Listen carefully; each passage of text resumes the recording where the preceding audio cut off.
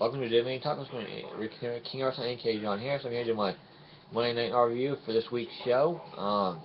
I thought Raw was good this week. Had some good matches, good segments. It was entertaining. It was the final Raw before Extreme Rules pay-per-view, which is this Sunday.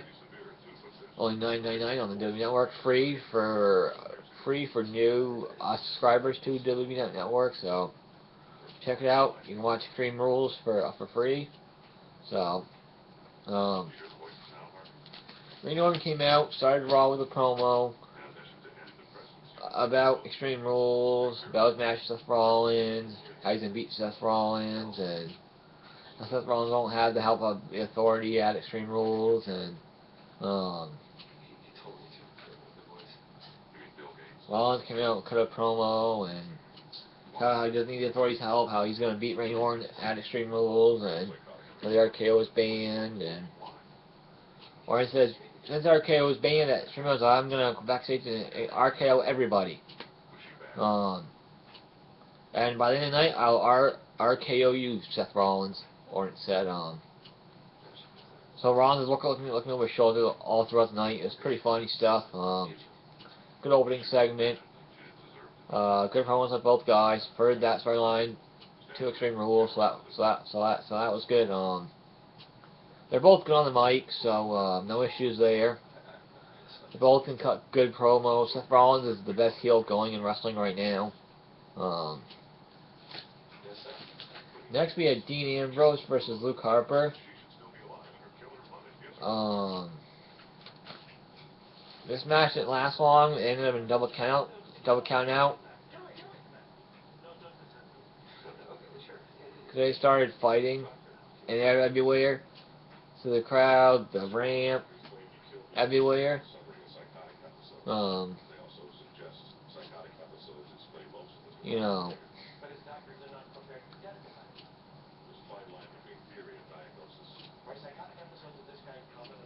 know.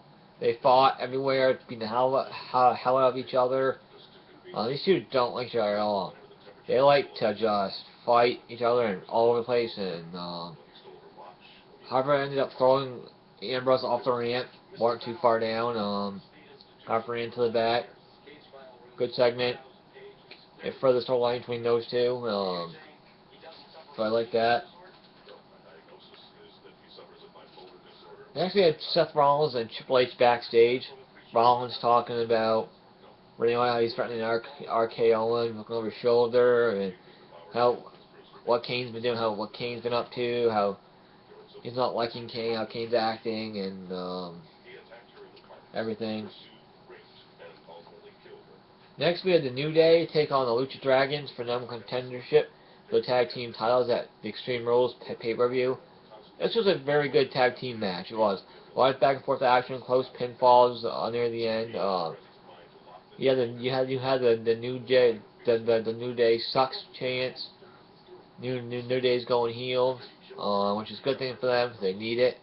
They'll be much better heels other than faces. So I think it's good they're going heel. In the end, we saw New Day won because they were cheating. Xavier Woods held one of the Dragon's feet outside the ring, so he couldn't get back to the ring, and he get counted out. So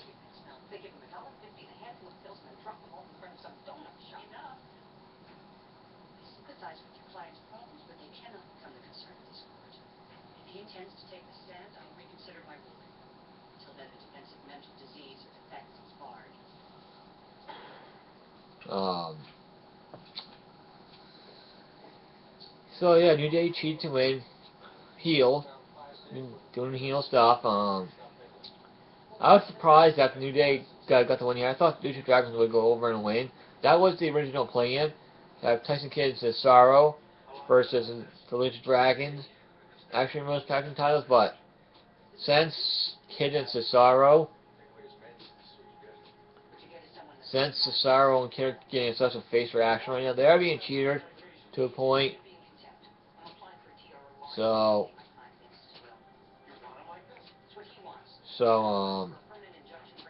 I was surprised New Day won, but it's going to be Tyson Kidd and Cesaro versus New Day on the kickoff show at 7 p.m. an hour before Extreme Rules pay-per-view for the tag team titles. Cesaro and Kidd versus the New Day, so should be a very good tag team match at Extreme Rules. So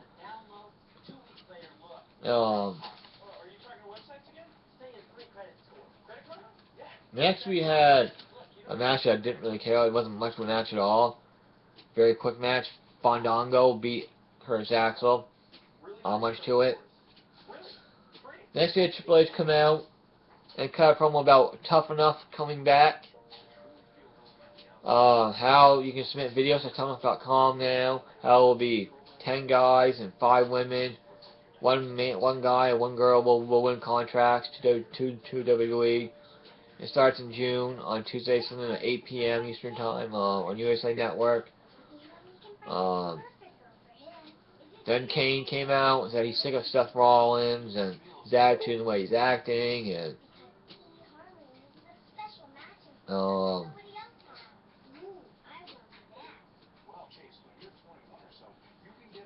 Seth Rollins came out confirming about Kane, how he didn't like how Kane was running business, how Kane was doing this and doing that. Triple H made Kane the gatekeeper at Extreme Rules, and Seth Rollins didn't like that at all. But it was a good promo. It was alright. Next we had Naomi taking on Brie Bella. This match started off slow.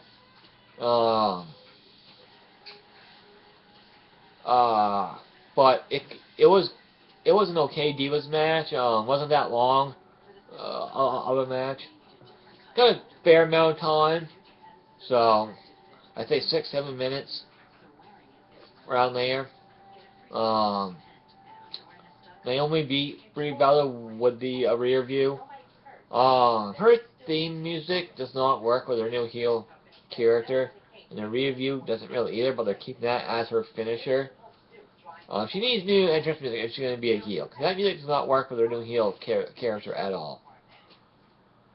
It really doesn't. I don't know if I wait until Extreme Rules to give her new music, or what, but they really should give her some new music. Because that Extreme Rules is going to be Naomi versus Nikki Bella for the Divas title. There's been no build for this match. It was just announced this week. And there's no Bella Twins on SmackDown. So, by the way they're pushing Naomi right now, I think it makes most sense to give Naomi the Divas title at Extreme Rules. Then when Paige comes back, you have Naomi versus Paige for the Divas title. That's where you give Paige the Divas title. Or you bring Charlotte up to Raw finally. Don't know why she's not on Raw yet. But Charlotte did wrestle at last night's NXT taping. So I don't know what that means, but they're still having her wrestle on NXT.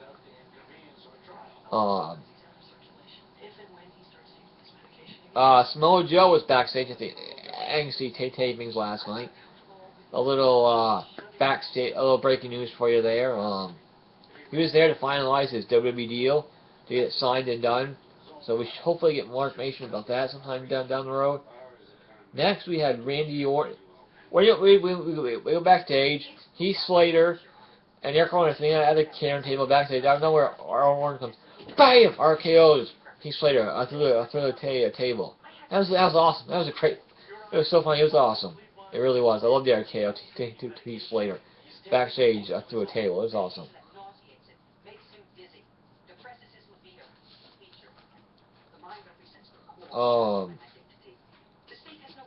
Next we had Roman Reigns come out to cut a promo about Big Show. He did tell him about Extreme Rules.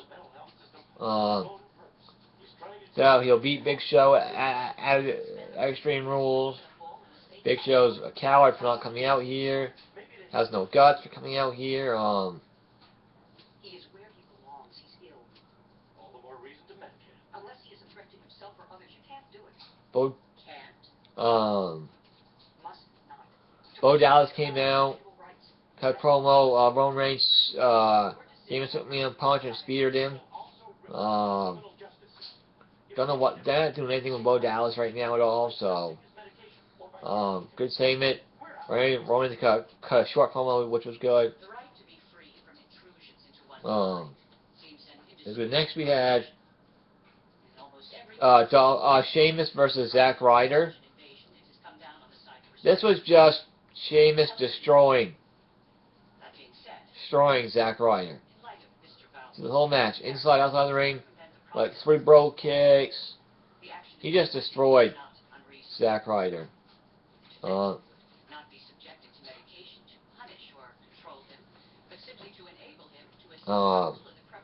Ziggler eventually made the save at the end of the match. Sheamus won by DQ.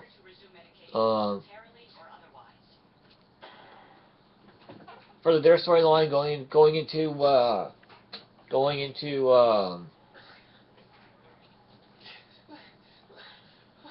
WrestleMania, going into Extreme Rules pay-per-view. Going to the Extreme Rules pay-per-view. This Kiss My Ass match. I don't know. To be honest with you, I don't know why they're doing the Kiss My Ass match. It's the same thing as Kiss My Ass match. They're just using the other term for it. I don't know why. It should be a good match though.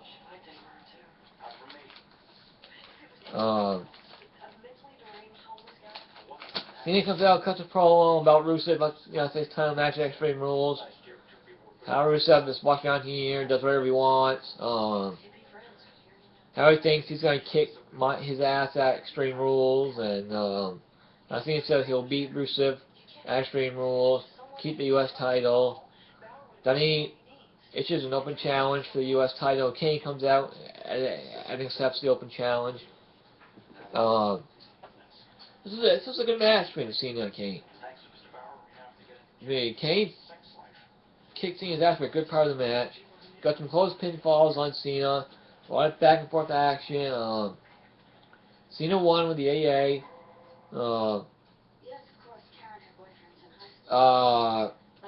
Cena beat Kane. Good match. It's actually a good match. The match was a lot better than I thought it would be. But Kane's trying to show he's still the monster, but he needs the mask back. Kane needs to put the mask back on for good and leave it on. He really does. This corporate Kane thing sucks. It really does. He needs to be the mask Kane again. He does.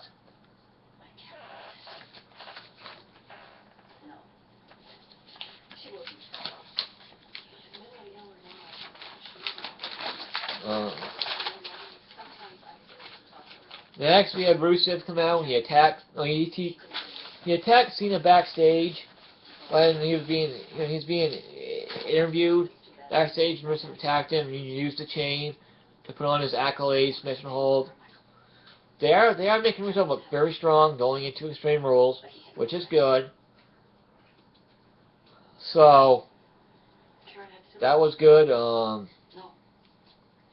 Bray Wyatt cut another promo about somebody who he's coming after next. Supposedly it's going to be Ryback, which I don't get. I think it should be Orton, but maybe they're saving that for later, for SummerSlam or something. Have to wait and see. But Bray Wyatt is amazing at cutting promos. Really good at it. He really is. Next we have Ryback beat Adam Rose. Not much of a match here. Ryback won pretty quick. Not much to say. In the main event, we had Seth Rollins take on Dolph Ziggler. This was a great match between these two. Great match between these two. A lot of great action.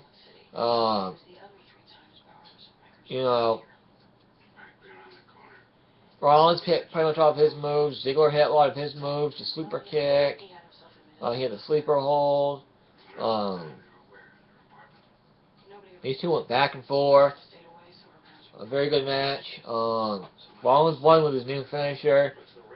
Some kind of drop forward DT thing. I don't know. It's stupid. He's not doing the curse stuff anymore. But I get why he's not doing it. But still, because the shots to the head, the worries about the concussion. He's been doing the move for over 2 years, pretty much. But year and a half at least. Rollins beat Ziggler. Triple H came out and congratulated Seth Rollins and told him that Seth Rollins is the future. He's going to beat Ornette. Kane came out and they Triple H went on the rant to stop Kane from coming into the ring. Rollins said lower the cage. He lowered the cage. Who came out of nowhere? Randy Orton was in the cage. Was in the cage with Seth Rollins. And just him and Rollins alone in the cage.